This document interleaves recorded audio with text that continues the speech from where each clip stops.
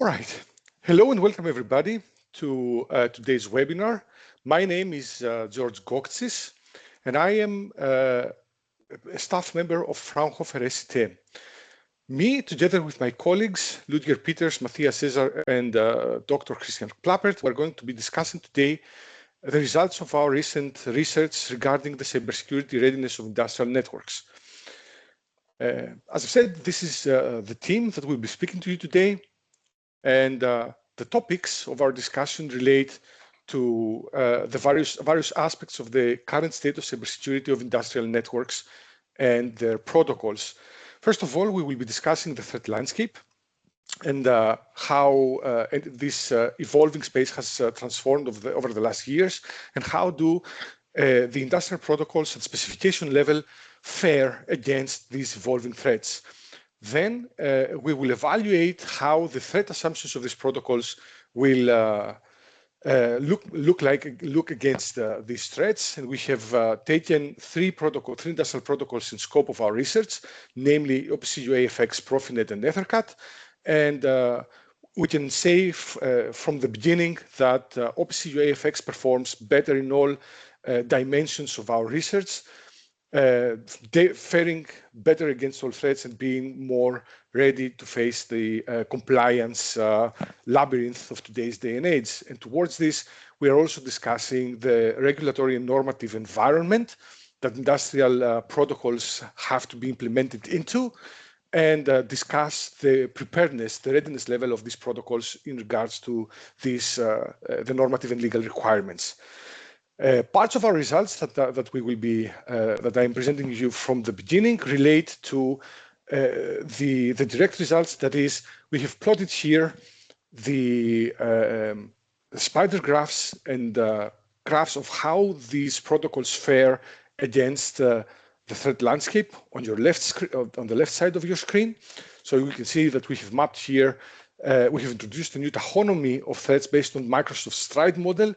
For those that are not familiar with Stride, this is a model that classifies threats according to dimensions such as spoofing, tampering, repudiation, information disclosure, denial of service, and escalation of privileges. And we see that between the protocols, we have significant differentiations. One must understand that PROFINET is only considered for its security class 1 for this part of the analysis. And then we evaluate the standing of the protocols regarding the conformance or their convergence to 62443-2-4-2 standard and the various foundational requirements that it precludes. But more detail later. And the agenda is, as explained, like this. You can clearly see, and apart from these, the parts that will be analyzed, we will stay at some key takeaways at the very end before the Q&A. And for now, I give the word to my colleague, Christian, to introduce us properly. So thank you, George, for your kind introduction and the executive summary you presented.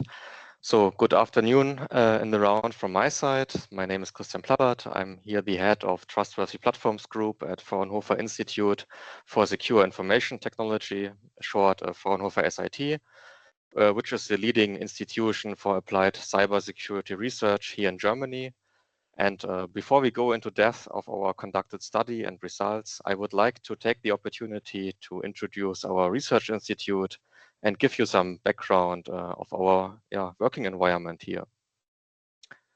For those of you who don't know, the Fraunhofer SIT belongs to the Fraunhofer Gesellschaft and is one of its many research institutes. We have like 75 institutes and research units spread throughout of Germany, with each focusing on a different field of applied research. And Fraunhofer SIT, its headquarters is located in Darmstadt, with several distributed research units, which we will show later.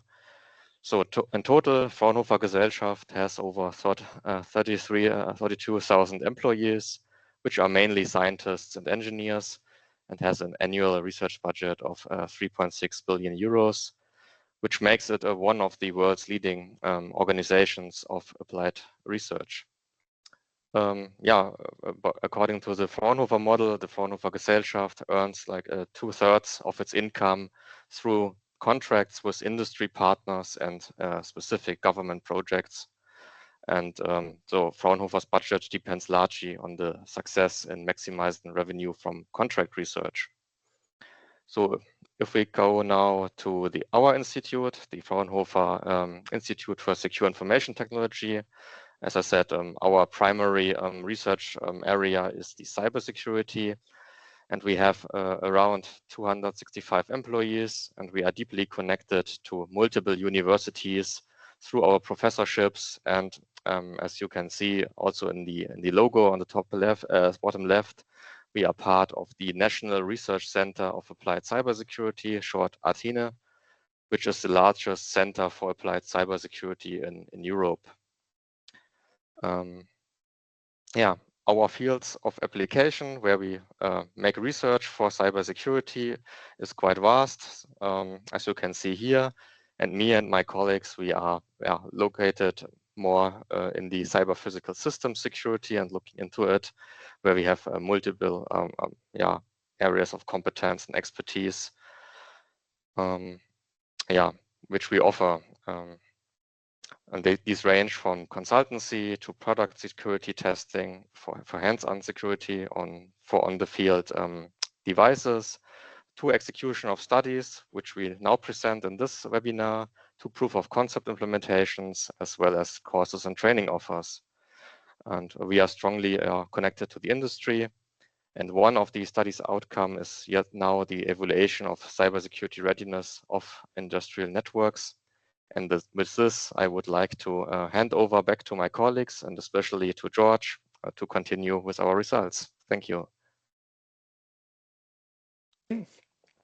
And the first point of discussion today relates to the threat situation.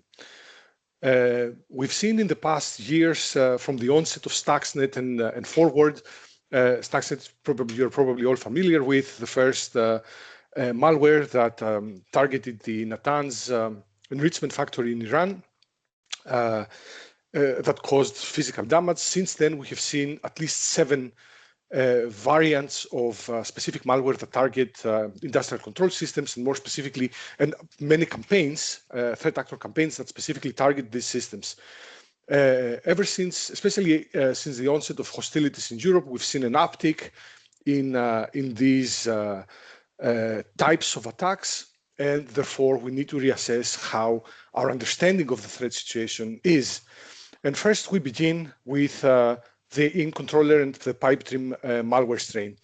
So for those of you who've never heard of it, the pipe dream malware was introduced, was leaked to us, and it is a modular malware, meaning that the attackers are able to update and continuously evolve this malware strain that specifically attacked the Omron and Schneider electric PLCs to cause damage. The primary target of this malware was the chemical and petroleum industry, and it was developed by a group named Chernovite from Dragos, that is an elite Russian group, hacking group, with the intention to disrupt the operation of these critical systems. Now, the malware in itself consists of at least 5 components. It can do various things. The most important of these is that it can navigate to the field level in the OT, and disrupt change the configurations of the PLCs. The way that they do that is through misusing the security configuration of OPC UA in this case. But as I said, this is a modular malware, meaning that it can target any protocol at any given time. But in this case, the attacker requires that security mode none is active on the network, and therefore allowing them to misuse this insecure configuration to pivot to the OT and launch attacks. So the key takeaway from this is that the current threat landscape doesn't require a classical exploitation of the vulnerability in the sense that we all know. So the attacker can misuse insecure configurations or insecure designs of protocols to enable them to cause damage. And this is something important. The next thing that we are discussing is the Vulkan file leaks, and specifically the AMET-C, AMET-B variant of these leaks. So the Vulkan files, for those of you who haven't heard of them, or Vulkan, more precisely, is a company in Russia that develops this offensive capability for unknown entities that is aiming to target, to train hacking groups and target OT systems.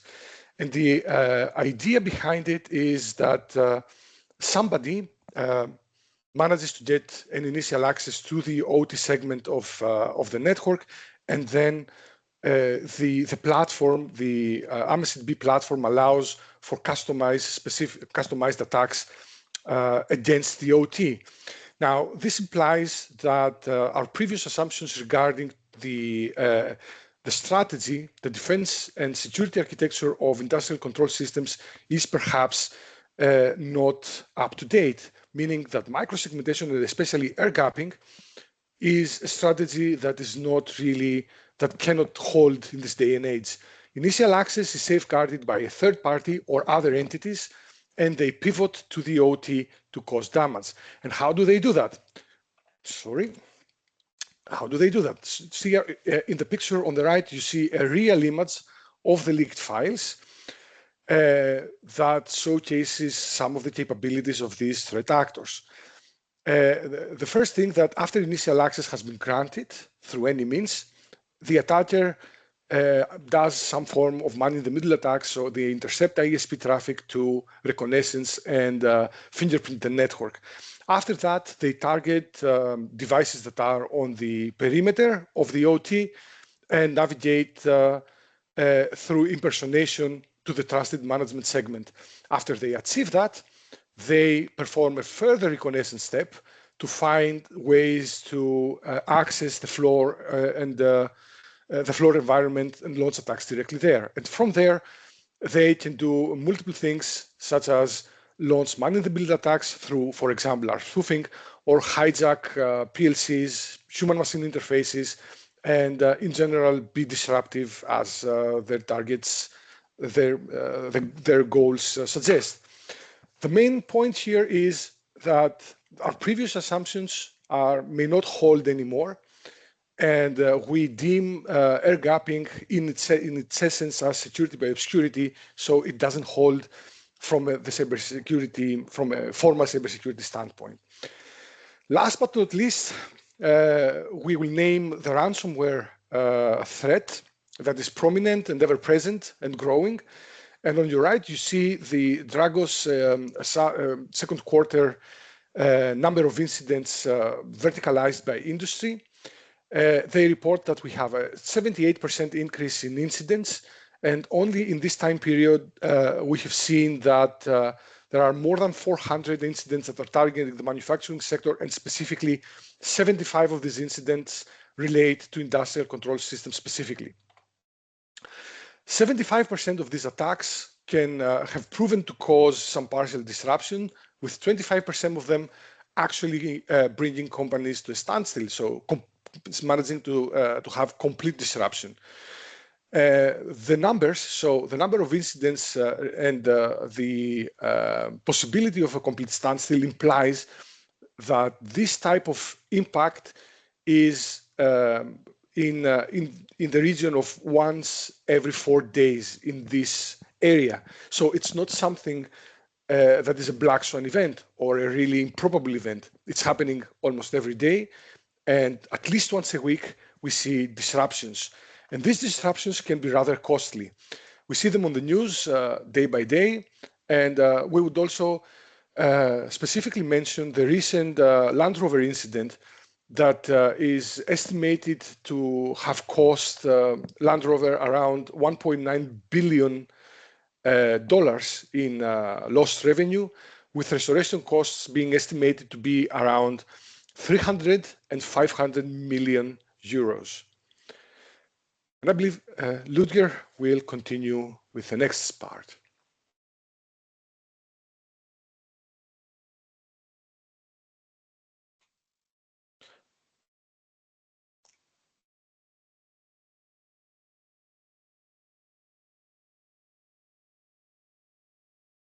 So yeah.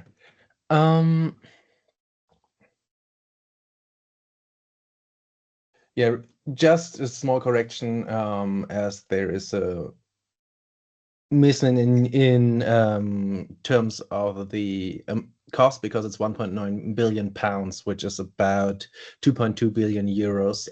So it's a bit even more than my colleague told you, just because it's a different currency.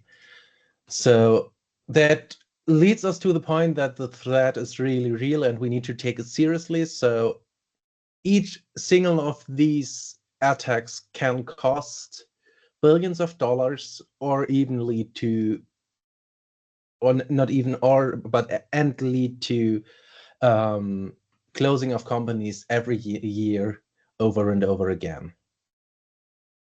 So let's jump into our topic. To compare the security on a field level, or and evaluate it on a research level of detail, our studies introduce a stride baseline. So we introduced a baseline which is specifically tailored to the security of field level OT systems, which of course also include the industrial communication protocols we will be talking later on. This baseline really targets the critical field level, where the different devices communicate directly with different controllers, different gateways, depending on the installation.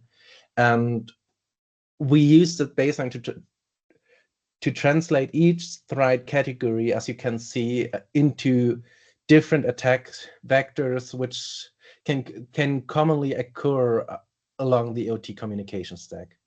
So we grounded this whole framework on the attack for ECS framework, which is a big framework which is used to thoroughly evaluate the security in different areas.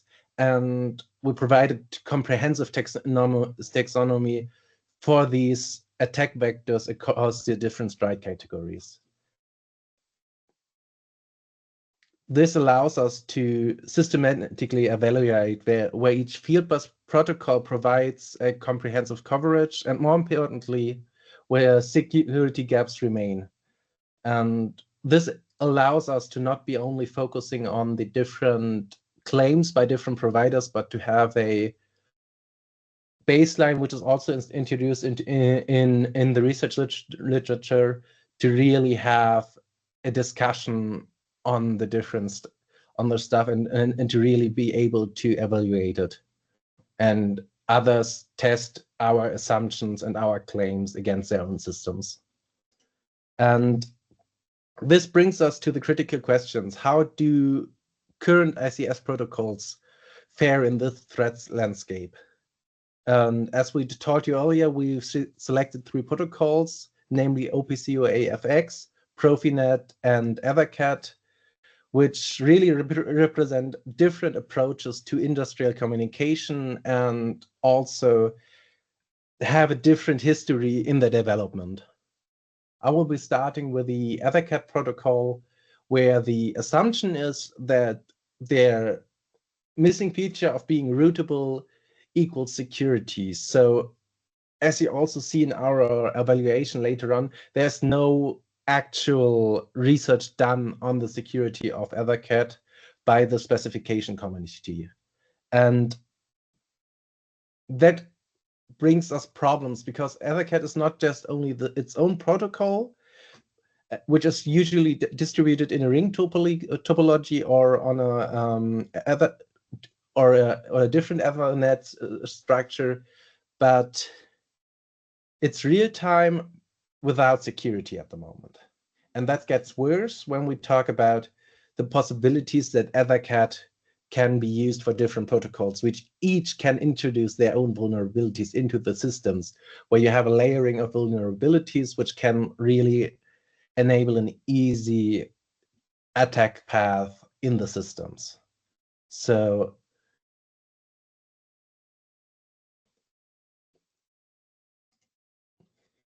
that is about EtherCAT, and my colleague Matthias will now continue with OPC UA FX. So, hello from my side. My name is Matthias, and I will first present you the OPC UA FX protocol. So OPC UA FX is an extension of OPC UA that brings vendor-independent communication to the field level. It uses OPC UA client and server communication as well as PubSub for publish subscriber-based communication. And for real-time communication, it relies on TSN. The protocol defines 3 different security modes. It's none, sign, and encrypt. Depending on the chosen mode, there are different security measures available. In the security mode none, there is virtually no security, as the name suggests. So from a cybersecurity perspective, this mode is irrelevant except for the statement that you should not use this mode at all. Next, we have the security mode sign, which provides digital signatures and therefore authenticity and integrity of the exchanged messages. This simply put means that the messages exchanged over the network are signed by the sender to prevent unauthorized alteration of the message. The message is then checked by the receiver, and if it is valid, the message is considered authentic. And the parts in this frame graphic, there you can see. Okay, I have to switch to this laser. Okay, the parts of a message which are signed are marked in the graphic on the slide as data to sign. So this part is the part which is signed of the message. And finally, we have the security mode sign and encrypt, which additionally provide encryption of the messages. So it's everything from the security mode sign plus the protection of the payload by using encryption to prevent information contained within from being disclosed by anyone other than the legitimate recipient. And in this graphic on the slide, you see the part data to encrypt. This is the part which is in this mode additionally encrypted. So it's a payload and a security footer. Okay. So next, we have an overview of the threats identified by the OPC Foundation. And we have mapped them according to the STRIDE framework. And these are not all threats listed in the specification. It's just a summary for clarity.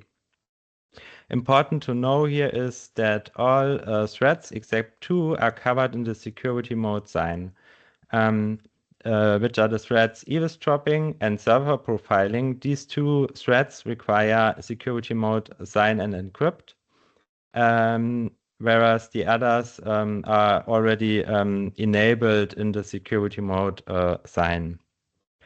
Overall, the protocol addresses threats like message spoofing, tampering, message replaying, denial of service attacks like message flooding, and resource exhaustion.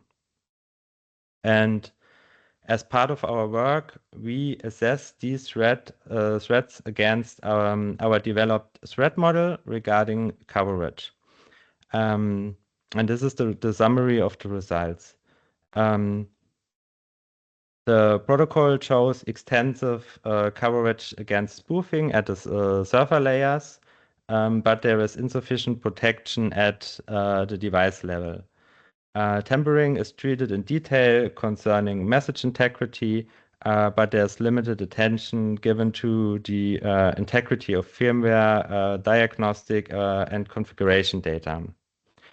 Repudiation threats are only addressed in very generic terms. Currently, there are no concrete threat scenarios provided by the specification. The focus at information disclosure is primarily on passive eavesdropping and unauthorized insights into assets. However, threats such capturing configuration or firmware data are less emphasized. The coverage for denial of service attacks is nearly complete at the protocol layer, but lacks of defenses against physical layer attacks. Regarding elevation of privileges, the protocol analyzes session hijacking and credential misuse, but lacks of coverage regarding escalation via diagnostic or firmware update functions.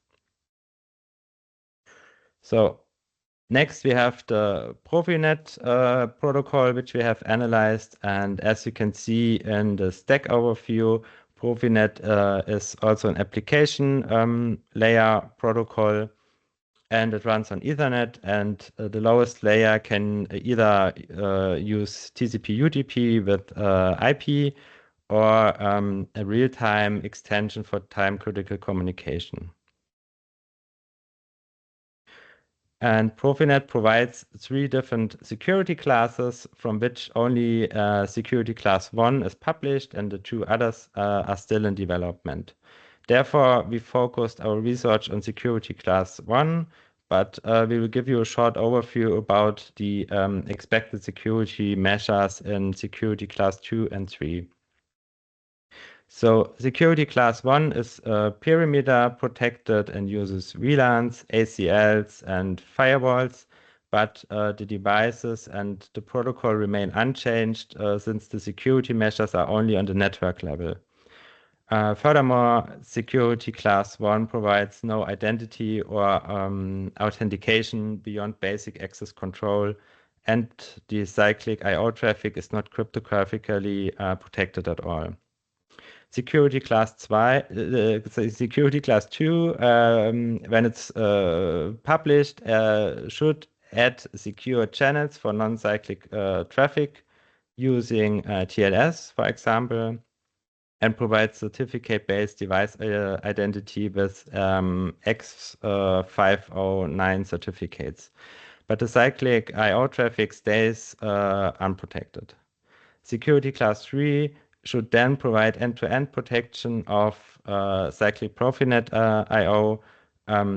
Controllers and devices use certificates for mutual authentication, and it should provide message integrity and replay protection.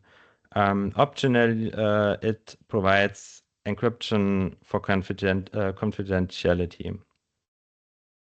So next, I present you the PROFINET threats. Important to know is that these threats are not explicitly mentioned by the PROFINET specification. We analyzed these specified countermeasures and concluded on the threats mentioned here. So for spoofing and tampering, PROFINET addresses several threats like replay attacks and man-in-the-middle attacks. For information disclosure, the main threat is unauthorized access to data. And for denial of service, the main threat is flooding attack. However, for repudiation and elevation of privileges, there are no threats addressed. So we also assessed these threats against our developed threat model regarding coverage. And these are the summary, the results. The spoofing category is lacking message forgery, tampering, firmware images and diagnostic functions remain exposed. Repudiation is entirely absent. Information disclosure is reduced to generic unauthorized access to data node. And for denial of service attacks, protocol error injection, restore starvation, and physical disruption vectors are not considered. And last, the elevation of privileges threats are not mentioned at all. So, and now I hand over to George. No, it's me, but... sorry, Ludger. Yeah, summarizing the different analyses we've heard now gives us the following table where we really scored every attack vector from the strike category between 0 as not covered up to 5 for fully and consistently covered without any observable gaps. And in the end came to the scene scoring of 20 points or a 67% coverage for OPC UA FX. PROFINET has 7 points or 23% coverage. Important to note, we are here talking about the published PROFINET SC1 class, and EtherCAT, where we gave 1 point for the safety feature against tampering, but that's not real. That's only really a really simple protection against data being manipulated in transit, which can be easily breached by any attacker with the intention to breach everything. So here we have better visualization, as George just explained before, of the same table. On the left, you see the overall coverage, and on the right side, we have a spider diagram which lists up each of our single scorings between the different protocols to just visualize the differences in the different classes. Moving on from the threats to the taken countermeasures, we now have a look at 3 countermeasures tables, which is for OPC UA FX, for PROFINET SC1 and PROFINET SC3, to really point out the difference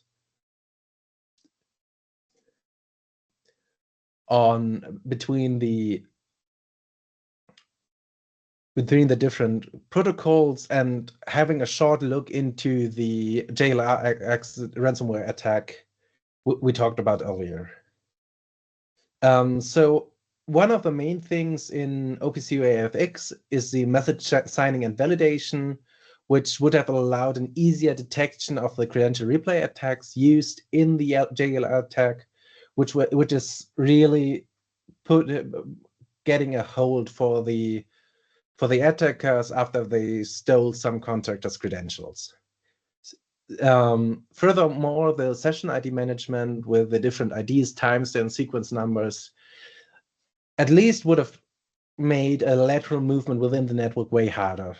So the attackers wouldn't have been able to easily spread throughout the whole network, and other protections and countermeasures like server credential validation or discovery servers with the focus on trusted connections also would further enhance a system like this. The credential protection also would have made it harder, because one of the big issues was a missing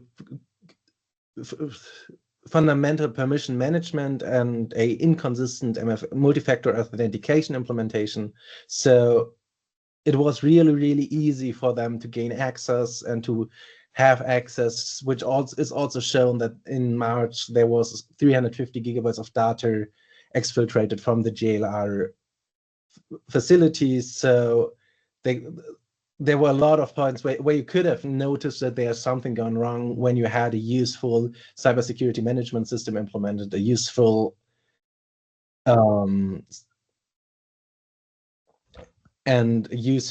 system implemented to detect the different happenings within your system. So system identification and monitoring, so for logged data and stuff like that, to really see if there's anything happening which you should be note of. And now moving to the security class 1, you really can see by the limited amount of countermeasures that it would have not really protected against a sophisticated attack like it happened at JLR. So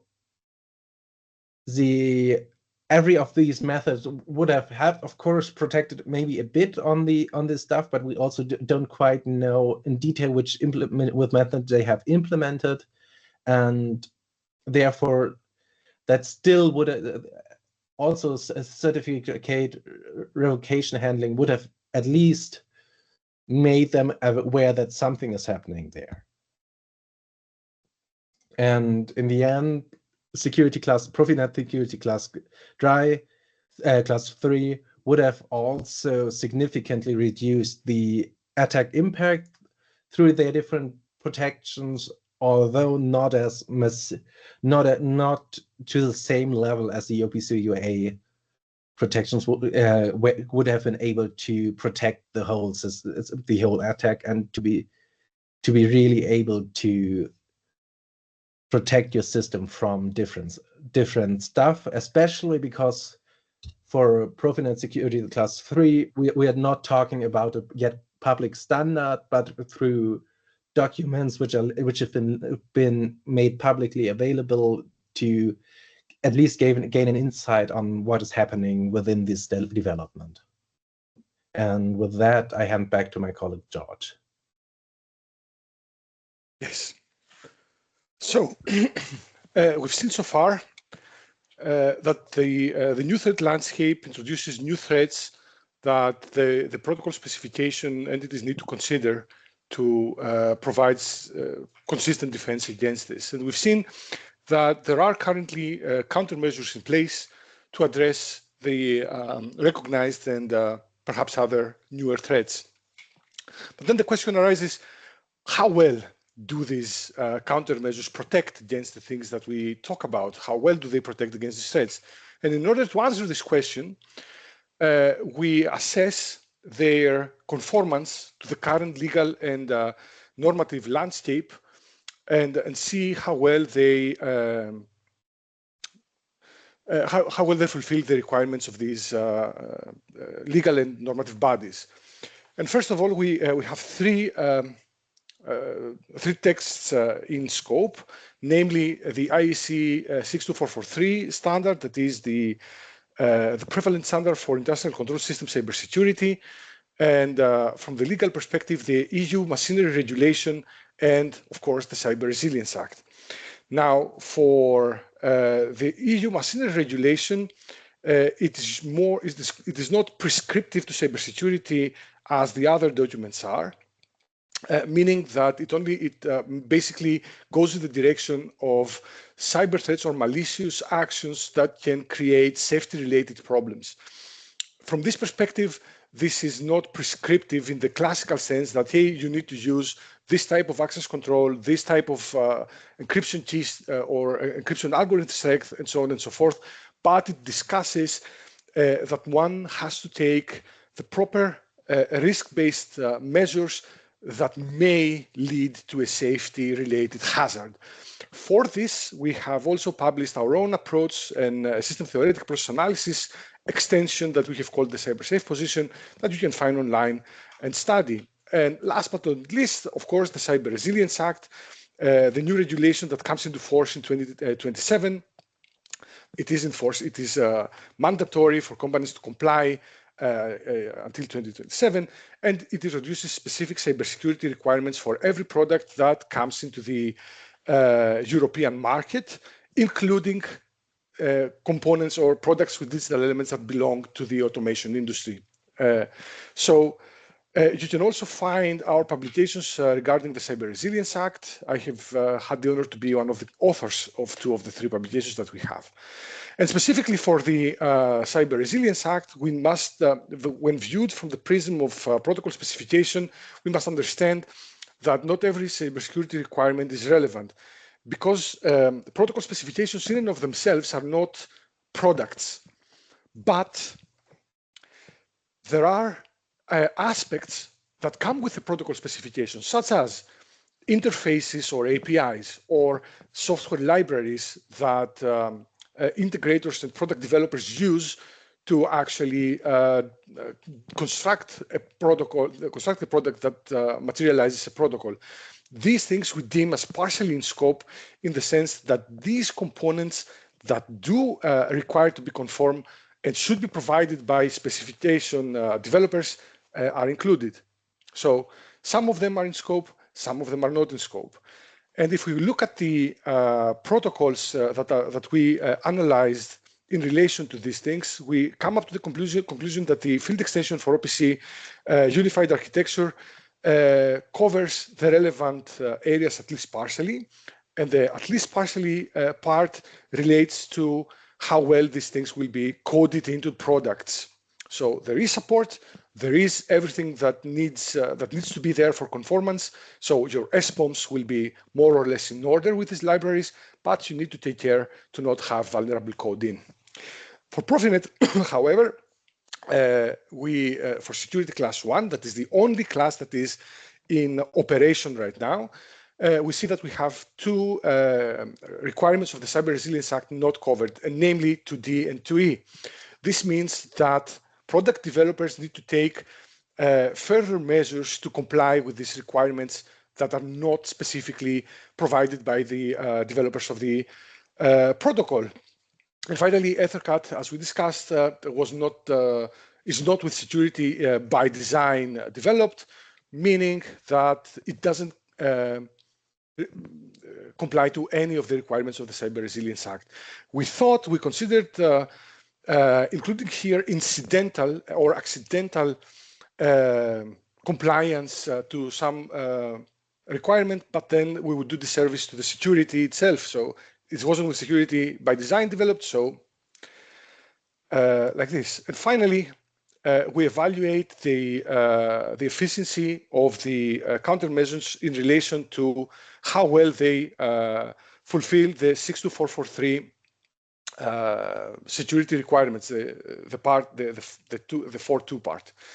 And we did this in the following order. First, we mapped the countermeasures to the requirements of the standard. We analyzed if this was sufficiently been covered. Then we did the research to understand if this goes beyond the state of the art, or if this fulfills the minimum requirements of the standard. And finally, we assign the scores. It's important to remember that 0 here corresponds to absolutely no conformance, 3 being the minimum requirements, and 5 being beyond the state of the art. So between 3 and 5, there's a clear differential between these categories. So all in all, what is above 3 should be sufficiently good. It's at least at the minimum requirements. 4 is current state of the art, and 5 is more or further than the current state of the art. And what we conclude here, both in the coverage, again, the same principle applies here, that not all of these requirements are in scope for the protocol specification level, meaning that the manufacturer and the implementator, whoever, the various parties that are involved in this, must fulfill some of these requirements. So from this perspective, the coverage looks like this. So we don't have a complete coverage in everything because it's not dependent solely on the protocol specification in and of itself. For this part of the analysis, we did include the extensions for PROFINET, and that's important to remember. Even though we have partial information on how these countermeasures will exactly look like. For instance, we know that for the isochronous and real-time traffic, a form of MACsec is to be applied, but this is not exactly the standardized MACsec that we know. It's a spin-off of the MACsec that we have no information about. We are assuming in this evaluation that this will be done according to the best practices in the industry. So at the end of the day, when all is said and done, and when PROFINET updates us with the new security classes and they come into operation, are tested and validated, this should look like this. From this analysis, the areas that we found most lacking, this is unavoidably so, incident recovery. We evaluated this dimension based on the ease at which one can reconstruct the network. So since incident recovery is in and of itself not in scope of protocol specification. However, we made this effort to assess how easy it is to reconstruct the network and evaluate it in this dimension.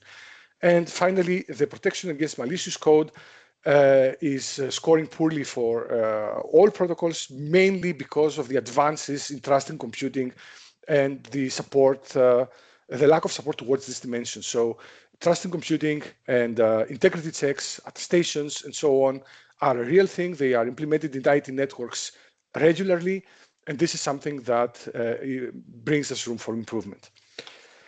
So all in all, these are the key takeaways from our webinar. First of all, the threat has changed. It's not what it used to be when these protocols first came into existence. This new, the new threat landscape introduces new threat types and new threat behaviors. It looks like, based on our analysis, that the OPC UA FX is better prepared to face them. Firstly, because from the development perspective, it's a risk-based approach. So they recognize the threats, they counter the threats specifically. So threat to countermeasures are linked to threats directly, and therefore they can achieve this performance.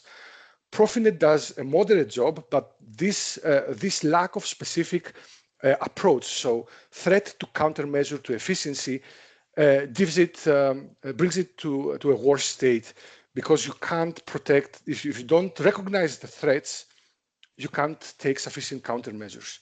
And finally, if protocols remain insecure by design, as is the case of EtherCAT, well, they don't fare well either in the compliance or the practical security perspective. So all in all, this is the final message. The threat is there. It's happening every day.